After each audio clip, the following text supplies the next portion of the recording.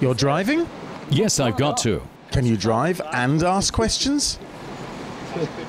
I'll do my best. This is supposedly this great thing that stops. The wind getting in. Yes.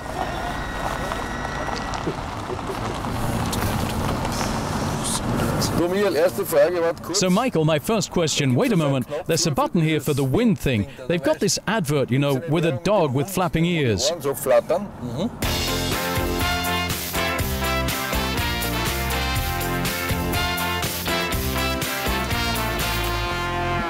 As you can guess, if I try to test that out with this ear, I don't notice it, as I haven't got one. Can you notice anything with your ears? Hey, mine aren't exactly Dumbo ears, so I can't notice much at the moment either. Well, I notice nothing. But I'm pretty sure that we'll be able to feel it quite clearly when we're on the motorway. Good, then we'll try it out later. Now then, I've heard today that some idiots are again saying, and I contest to this vehemently, that the team has modified the car for you so that you can drive it, and now the other guy can't. Well, I said that was an utter load of rubbish, but you can no doubt clarify it better. Actually, all I can say to clarify it is that no matter where, when, or for which team I've been driving, they've never built a car specifically for me. Both Nico and I complain about the same things. So to that extent, we both have the same problems and the same view on how things need to develop. That's actually helpful and good for the team. Yes, as you're all going in one direction. In that respect, I think Nico and I are very much in harmony and thus helping the team to progress. Now, what really interests me is a quick question. When you finished at Ferrari and said you'd had enough, what was your reason at that time, or your motivation for saying you didn't want to go on?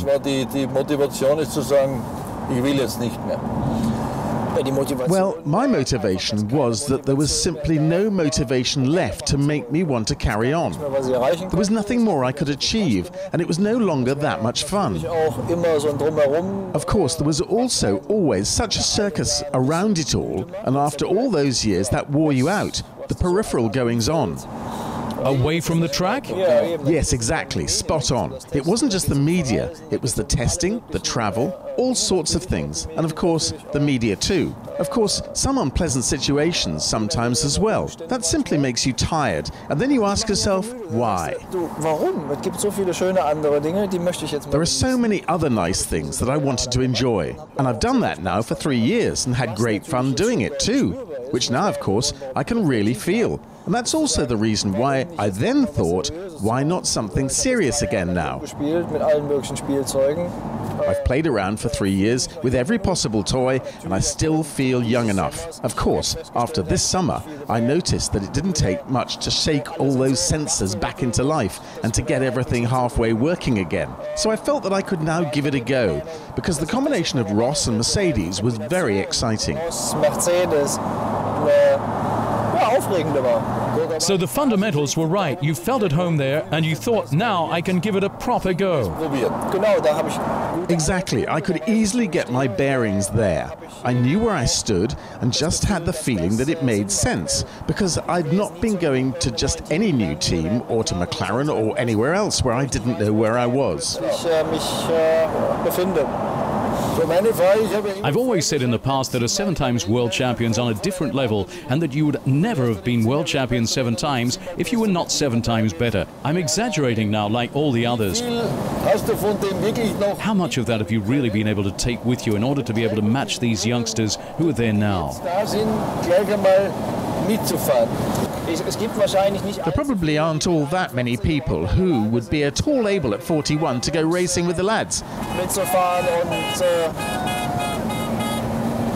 And to be in any way competitive, but that's something I think I can still say of myself.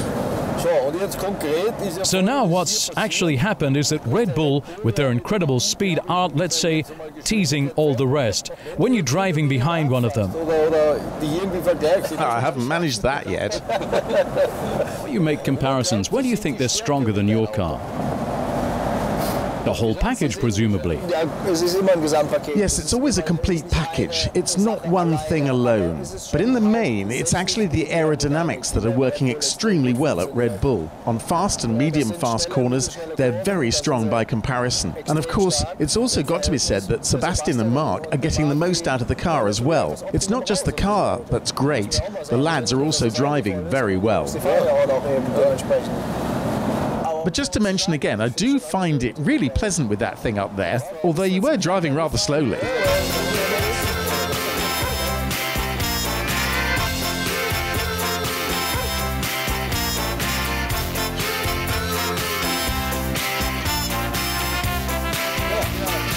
Thanks, Michael.